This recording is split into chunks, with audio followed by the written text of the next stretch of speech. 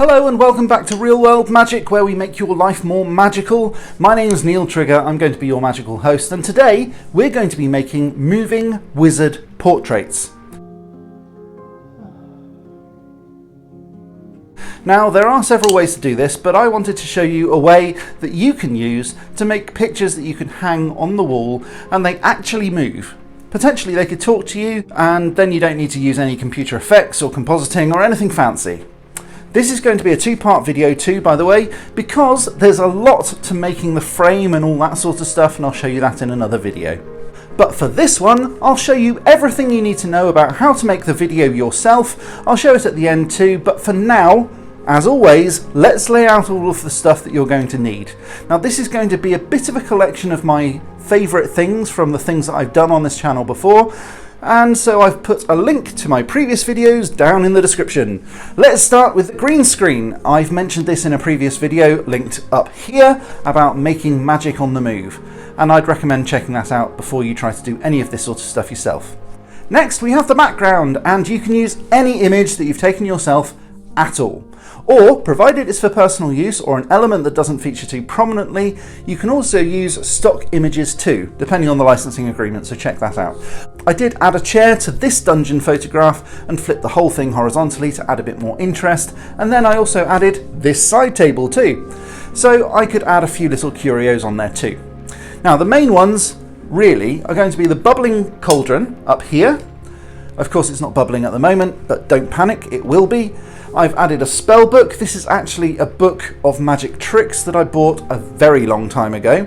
And these things in the foreground make the whole scene a bit more interesting. And it helps to blend the background with the foreground. I've also got this really long wizard's pipe, which I'll be smoking in the video. I don't smoke, so I'm going to have to add that later in After Effects because I really don't want to kill myself. This table is also somewhere that I can put my potions and my crystal ball and my skull and my light up mushroom display, which is going to be linked down in the description too if you want to make that yourself. I wrote a basic script of the kinds of things that I wanted to do and say. I wanted to have a long period of a wizard sleeping. That shouldn't be too difficult.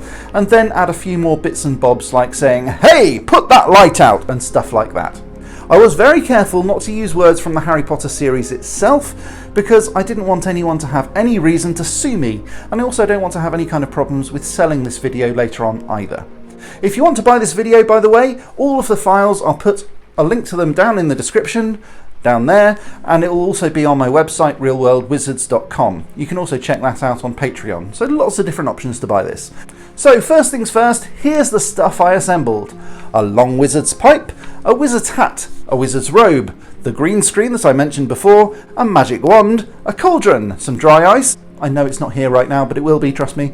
If you want to make your own at home, please also check out this video that I've linked up here. I've got some spell books or old looking books, and I'm also going to do a video a bit later on this channel about how to make spell books yourself. But for now, you can use just old books, witchy looking books, or books that you've just got lying about, if you like. I've got a chessboard too to add a little bit of height to the next item on my list, a bedside table. This is covered by a black felt with an Amazon box of my lovely books that I've written myself hiding under here. You can't see it because it's covered with black felt, which is great. This is going to be largely invisible anyway, but I needed something to add a little bit of height to rest all my stuff on, and it works quite well. The skull, if you have one, a wizard's beard, a moustache, and some spirit gum, and we'll get to that in a moment. I've also got some potion bottles here, here, and here. They're all turned around because the labels themselves infringe on copyright, and I don't want that to be an issue. But you can either make these yourself, you can buy them, or you can click on this link up here, which is one of my very first videos, and it teaches you all about how to do it. So that is pretty much it, my magical friends. Okay, so it's a fairly long list, and especially the dry ice. We will need to sort that in a minute, because frankly there's an awful lot of stuff to do before we do that. So I need to go upstairs, I need to have a shave, I need to get changed into my costume and then put the beard on. The reason that I need a shave is because we're going to stick the beard to my skin using something called spirit gum, and the hairs will have too much surface area and it then won't actually stick to my skin, so that could be a problem. So let's sort that out first.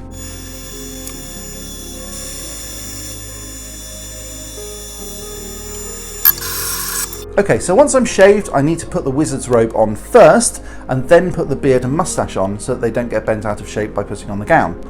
And now we need to apply some spirit gum, first to the beard and then to the mustache, and then stick them onto my face. And then using the centre of the prosthetic itself as a guide, we can start to glue the whole thing to my chin. How do I look? Old and wizardly? Good, good. Now let's not forget the wand, because I'm a wizard, baby! And we need to get the set sorted too. All this stuff took a little bit of time to arrange it to make it look good, so look through the viewfinder, check out what looks good, get it looking quite nice, and then make sure the lighting's right as well. Okay, so the background, I've added that into Photoshop, I've changed it around a little bit, I've flipped it to make it a little bit more interesting and give a bit more room for the foreground stuff. I've added in a chair. I did check the licensing agreement, it's perfectly okay to do, because I thought the chair would be a nice place for me to have a little bit of a sleep, because as a moving wizard portrait I want to go to sleep, and that will take a little bit of time obviously. Now I've knocked out the background audio because I live in a semi-detached house and the neighbours sometimes can make a little bit of noise in the background, so I didn't really want that to be an issue. It's not always silent here, so I wanted to make sure that that was not going to be a problem. I'll add that back in a bit later on. I did write a bit of a script, but it's simply things like saying, oi, put that light out, and what do you think you're doing, and go away, and things like that. It's just very short stuff. It's not like a YouTube video where I'm talking to a camera for 10 minutes without taking a breath. So while we're ready to film, I'm going to add some dry ice to the cauldron and a little bit of hot water, which will then make it steam and smoke and bubble and all that sort of stuff. It'll be great looking. And then hopefully when we knock out the background, it will look awesome, because this is actually going to start moving and it'll be a bit of interest in the foreground as well as just me being me. I'm going to throw this into After Effects and hopefully I'll be able to add some sort of canvas effect as well to the skin to make it look more like a painting than just like I filmed myself and thrown it onto a TV and put a frame around it, which will look rubbish. Okay, so I think that's pretty much everything. Should we just get going and do this thing? Okay. Please subscribe to Real World Magic.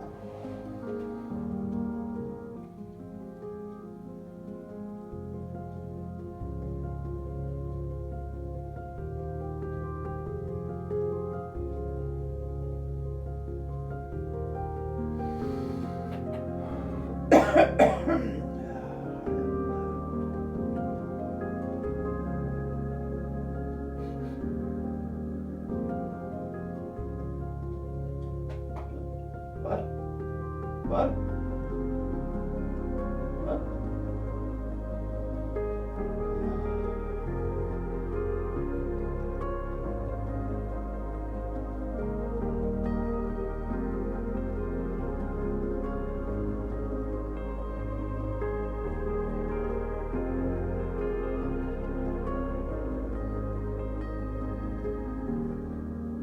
Don't ask me, I'm only a painting.